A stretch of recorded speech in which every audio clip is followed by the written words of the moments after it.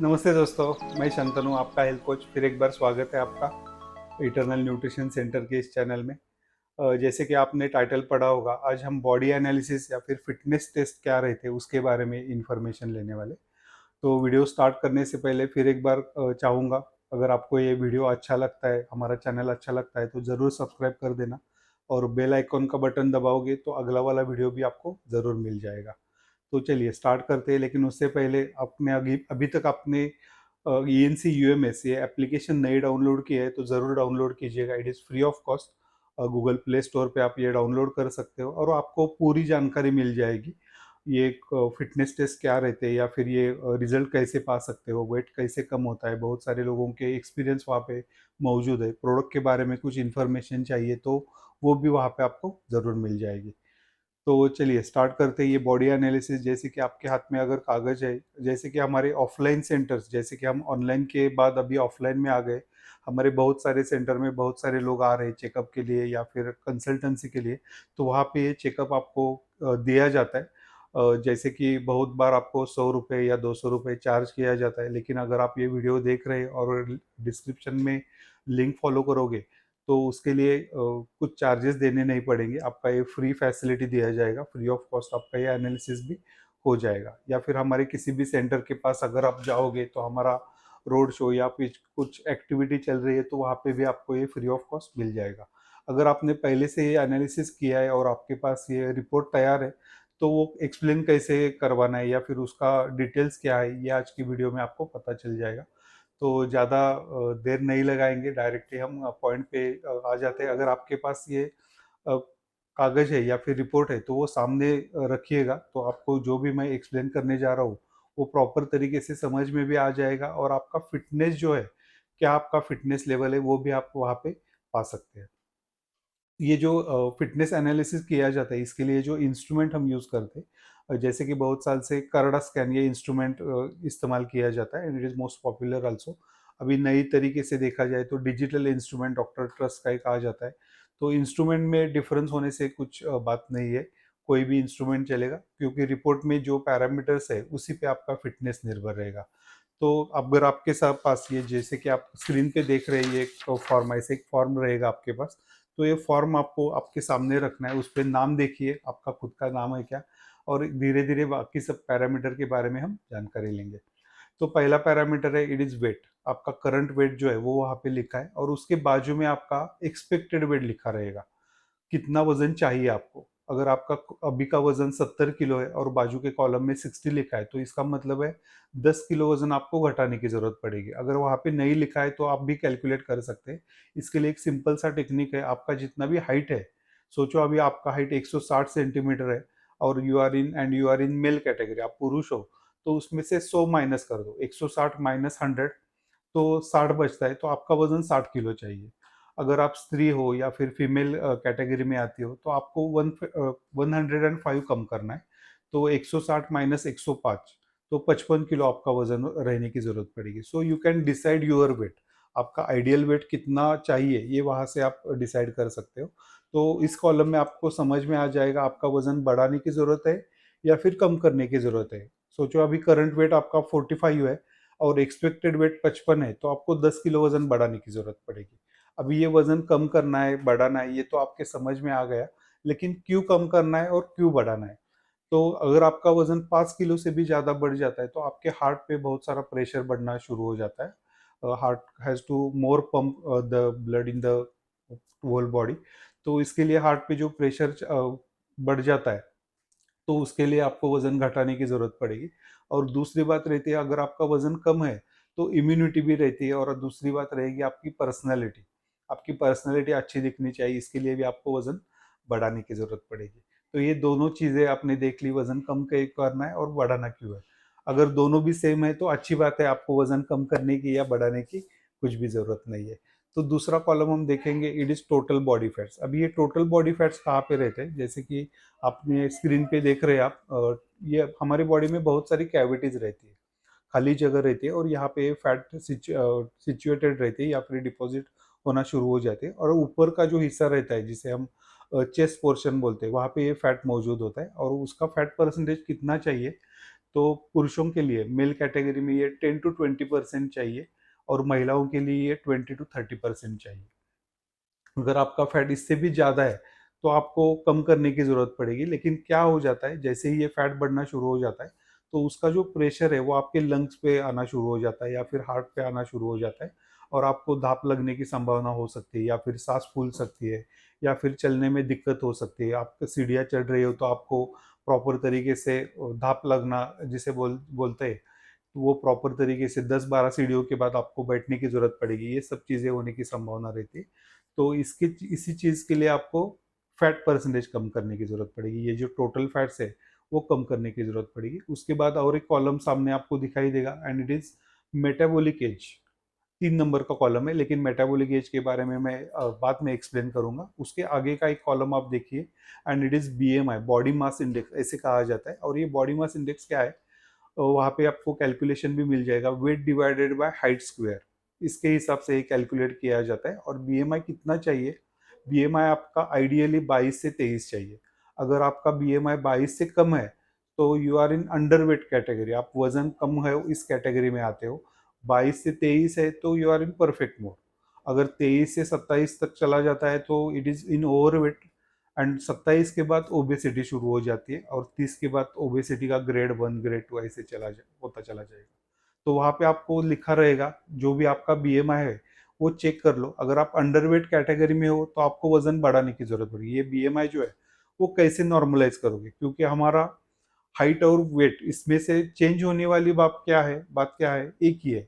Height तो हम कम ज़्यादा नहीं कर सकते, तो वजन हम कम ज़्यादा कर सकते हैं। अगर आप अंडरवेट कैटेगरी में हो तो वजन बढ़ाने से आपका बीएमआई नॉर्मल हो जाएगा। अगर ओवरवेट में हो तो वजन कम करने की जरूरत पड़ेगी। अगर बीएमआई आपका 22 से नीचे है तो एसिडिटी या फिर इम्यूनिटी कम होना या फिर जैसे कि पर्सनैलिटी, भूख न लगना, ये सब दिक्कतें रहने की संभावना रहती है।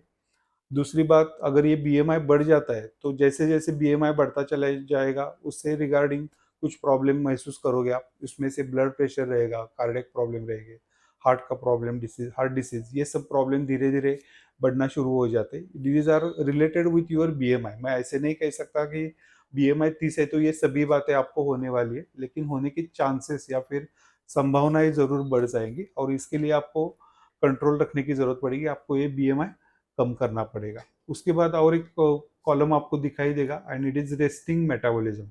अभी ये मेटाबॉलिज्म क्या रहता है, वैसे देखा जाए इंटरनेट पे आपने सर्च किया तो बहुत सारी इंफॉर्मेशन आपको मिल जाएगी। और हम सीधी लैंग्वेज में अगर देखा जाए तो मैं आपको एक सीधी बात बोलना चाहूँगा। जो भी हम दिन भर में काम करते, कुछ भी काम करेंगे तो उसके लिए एनर्जी लगती है। सोचो अभी आप ये वीडियो देख रहे हैं, धीरे से बैठ चुके हो अ, और आपने वीडियो देखा है तो आपको लगता है कि कुछ एनर्जी कंज्यूम नहीं हो रही है, लेकिन आपकी आंखें काम कर रही है, आप सांस ले रहे हैं, तो उसके लिए आपके दिमाग में कुछ सोच चल रही है, तो उसके लिए भी एनर्जी लगती है। और ये जो एनर्जी लगती है ये रात को भी जब हम सोते रहते हैं उसी वक्त भी कुछ एनर्जी इस्तेमाल की जाती है। और ये जो एनर्जी का यूटिलाइजेशन है and it is called resting metabolism. ये जो काउंट है वो वहाँ पे लिखा होगा। और ये कितना चाहिए? पुरुषों के लिए चाहिए 1800 2000 तक और महिलाओं के लिए चाहिए 1600 से लेके 1800 तक। बहुत बार देखा गया है कि ये मेटाबॉलिज्म बहुत सारे लोगों का कम रहता है। अभी कम अगर रहता है तो कम होने की संभावना क्या क्या रहती है? First is age factor. जैसे जैसे आपका एज बढ़ता चला जाएगा ये रेस्टिंग मेटाबॉलिज्म आपका कम होता चला जाता है। दूसरी बात रहती है वाटर इनटेक। अगर आप पानी बराबर तरीके से नहीं पी पा रहे हो, दिन भर का पानी पीने का जो प्रमाण रहता है वो कितना चाहिए?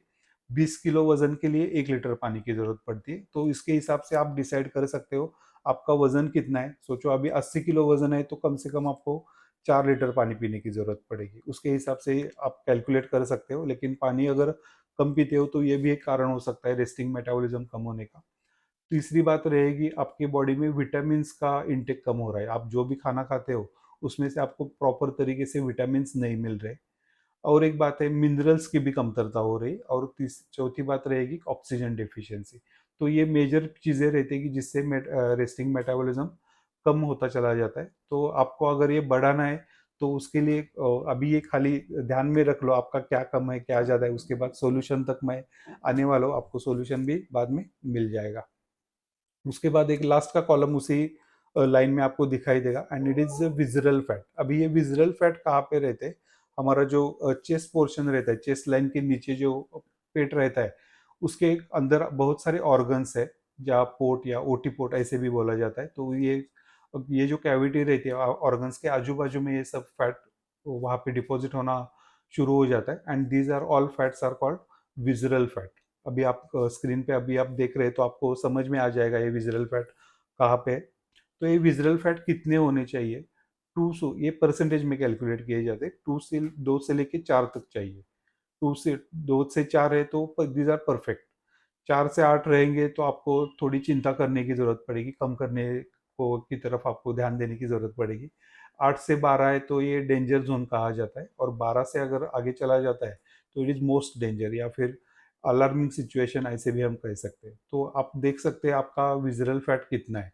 अगर ये 8 से नीचे है तो अच्छी बात है, अगर 8 से ज़्यादा बढ़ चुका है तो आपको थोड़ी परेशानी हो सकती है, या फिर क्या क्या परेशानी हो सकती है ये आपको समझ में आ जाएगा। तो पहली बात है, अगर ये विजरल फैट बढ़ जाते हैं तो आपका पेट बढ़ना शुरू हो जाता है, पेट की गोलाई बढ़ना शुरू हो जाते हैं, एंड इट इज किसी को अच्छा नहीं लगता। हर एक को अपनी कमर और पेट कम होने की जरूरत पड़ती है। तो विजरल फैट से ही पेट बढ़ना शुरू हो जाता है, और पेट बढ़ने से आपके कमर की दिक्कत हो जाएगी, कमर में कुछ होना शुरू हो जाता है।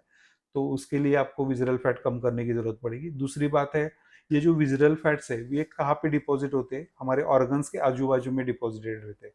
तो उससे ऑर्गन का जो मूवमेंट है वो कम होता चला जाता है, मूवमेंट प्रॉपर तरीके से नहीं हो पाता, और एसिडिटी, पित्त, जळजळ ऐसे जो बात करते हैं, या फिर कॉन्स्टिपेशन, बहुत बार लोगों का पेट साफ नहीं होता, ये सब दिक्कतें आपकी बढ़ सकती है।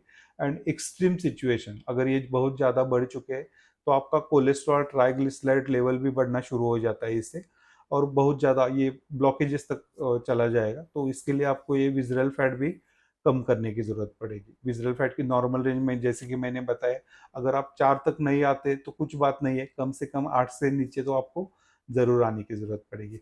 उसके बाद नीचे अब और एक कॉलम आपको दिखाई देगा, and it is subcutaneous fat. Skin और बोन्स, इसके बीच में जो लेयर रहता है वहाँ पे ये फैट डिपॉजिट रहेंगे, और इसके अलग अलग से पैरामीटर्स आपको दिखाई देंगे। आपके चेस्ट पोर्शन में कितना है, अपर बॉडी में कितना है, लोअर बॉडी में कितना है, या फिर आपके ओवरऑल बॉडी पे कितना है। वहाँ पे आपको अगर फॉर्म देखोगे तो फॉर्म में समझ में आ जाएगा, total trunk, legs and arm. और तो वहाँ पे आपको कुछ आंकड़े दिखाई देंगे, 20, 35, 40, हर एक के अलग अलग रहेंगे। तो आपको ये आंकड़ों से अलावा क्या देखना है, वहाँ का इंडिकेटर देखना है। वहाँ पे इंडिकेट किया होगा +10, +20, +30, या फिर इंग्लिश की साइन रहेगी, अंग्रेजी में लिखा होगा N9 लिखा, नॉर्मल लिखा होगा, N साइन रहेगा वहाँ पे।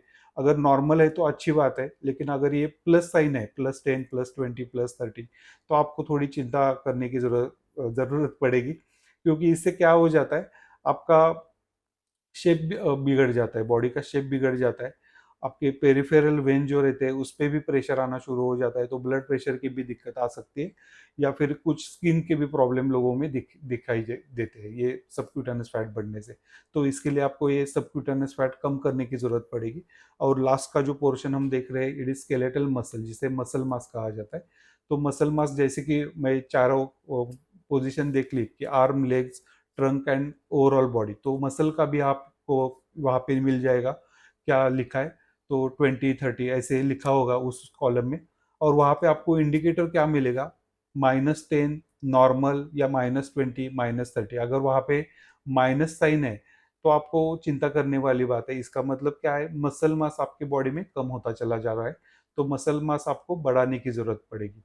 अब ये मसल मास क्यों कम हो जाता है, तो उसका कारण है, एक तो आपका एक्सरसाइज कुछ भी नहीं कर रहे, और दूसरी बात रहेगी प्रोटीन इंटेक। आपके बॉडी में प्रोटीन प्रॉपर तरीके से आप नहीं ले रहे हो, आपका जो भी खाना है उसमें प्रोटीन कम है, तो इसके हिसाब से ये मसल मास कम होना शुरू हो जाता है।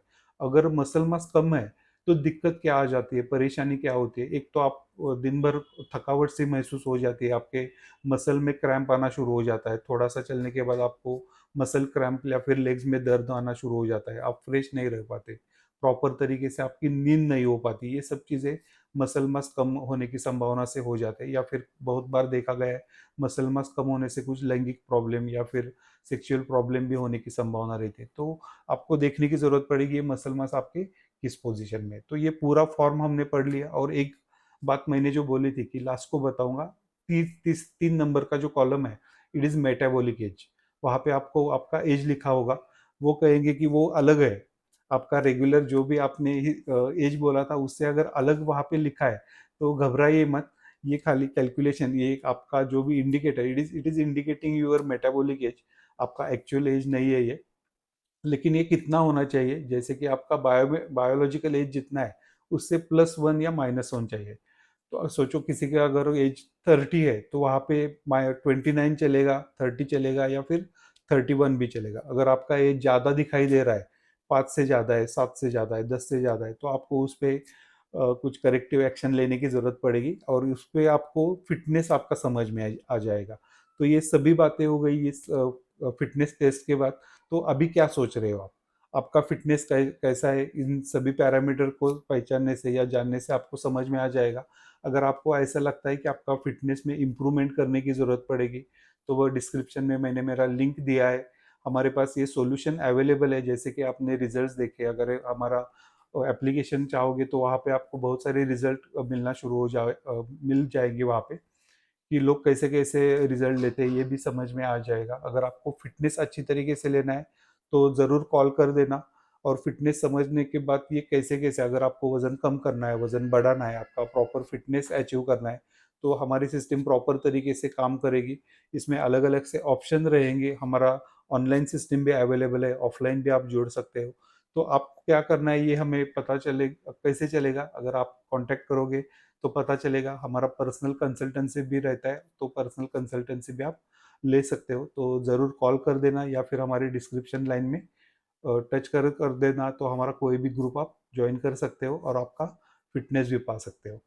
सो thank you so much. This was something about our fitness test. अगर आपको ये सब इंफॉर्मेशन अच्छी लगती है तो ज़रूर सब्सक्राइब कर लेना और बेल आइकॉन का बटन भी दबाना, तो अगला वाला वीडियो आपको ज़रूर मिल जाएगा। Thank you so much.